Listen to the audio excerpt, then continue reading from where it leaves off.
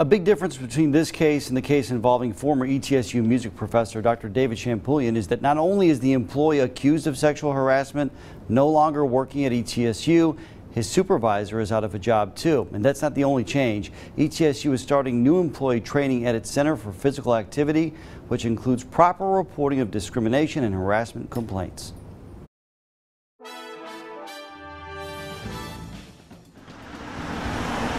As students prepare for classes to start back at ETSU next week, sexual harassment is a behavior that is not tolerated. A university spokesperson is once again answering questions about employee sexual harassment. So should parents or students be concerned?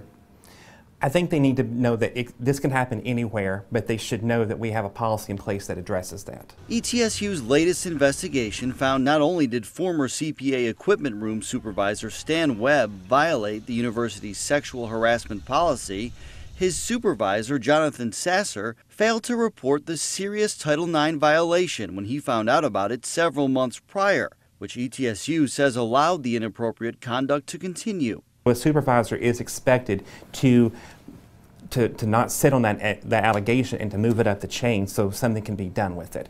Unfortunately, that did not happen initially in this case, but that is the expectation of any supervisor to do that. Is it disappointing when they don't?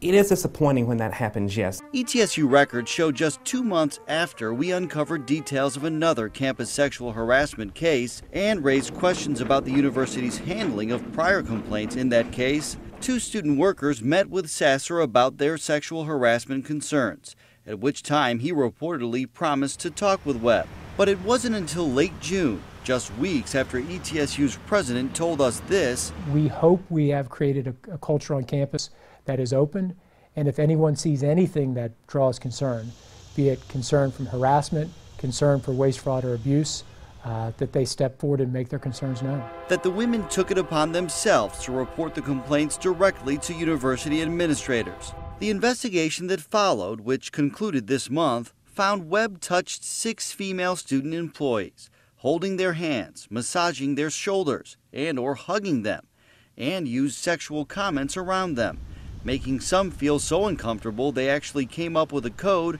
to alert male graduate assistants when they needed help.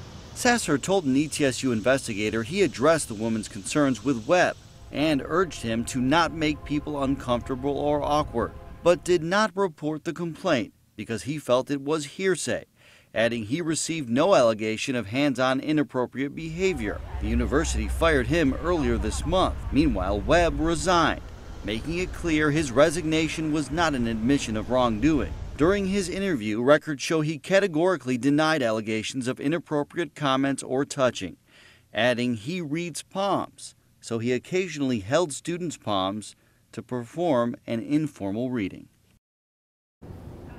Many of these specific allegations are so graphic we can't show them on television. We have posted a redacted version of some of the allegations and ETSU's findings on WJHL.com.